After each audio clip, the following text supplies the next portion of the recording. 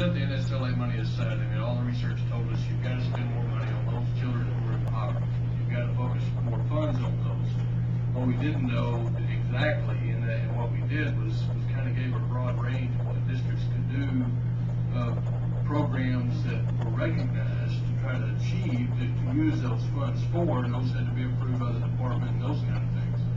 So we put that money out there with programs we thought, at the best of our knowledge at the time, had been researched, would be effective. And I think Representative Rainey's exactly right. What we've got to do really now, if there has been enough time, and that's what somebody's got to give us opinion on, has there been enough time transpired that we should start seeing, and if we're seeing that, I mean, we're seeing some results, is that are the increases, all those white students are increasing as well, so the gap's still there, but what is causing, are there certain programs out there that are causing the Hispanic and Black students to rise, and finding out what those are so we can target a little more, maybe put a little more emphasis in terms of that. The other question I've got, so we've got this handled about the study going on, is when will we see, I'm trying to backtrack years in my head, when will we see, and I think this is where long term, we're really going to see the results in the achievement gap, and that is the commitment we made to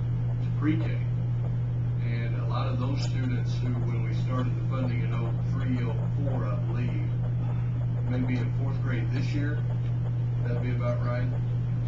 So do we have anything prior to this, or is there a way to obtain some information? I think that would be an interesting piece of information. If those students who were involved in pre-K targeted more towards poverty students, what information is out there? It's been a while since I've looked at it, and it may be that it's later on this year we start seeing it, to see what that has, what kind of effect that has had.